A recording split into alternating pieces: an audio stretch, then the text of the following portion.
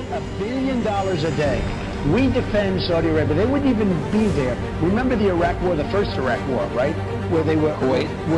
with Kuwait, where they came in and they were coming. The Iraqis were coming in, and the Saudis ran.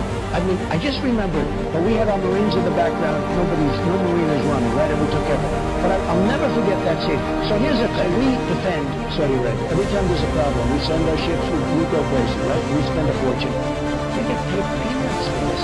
We have to be reimbursed. We have to be paid.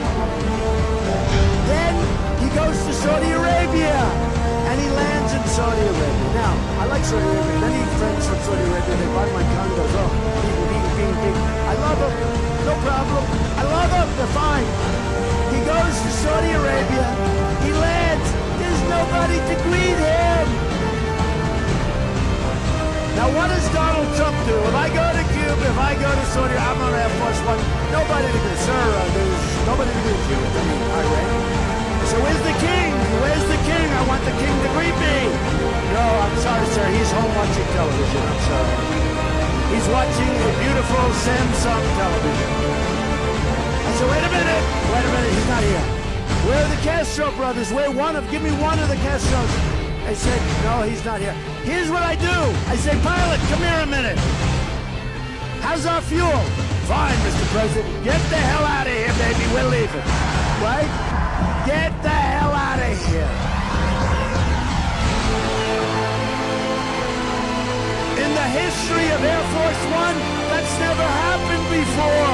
The President of the United States lands in countries not even that big a deal, and there's nobody to even greet him, and he gets off all by himself, lonely. Where is everybody? Where is everybody? What happened? How about this?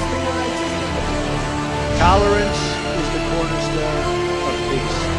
That is why I am proud to make a major and historic announcement this morning and to share with you that my first foreign trip as President of the United States will be to Saudi Arabia and then to a place that my Cardinals love very much, Rome.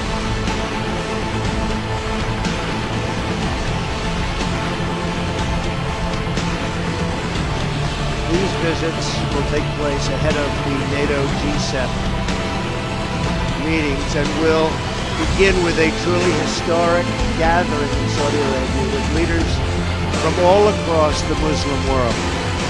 Saudi Arabia is the custodian of the two holiest sites in Islam, and it is there that we will begin to construct a new foundation of cooperation and support with our Muslim allies to combat extremism, terrorism, and violence, and to embrace a more just and hopeful future for young Muslims in their countries.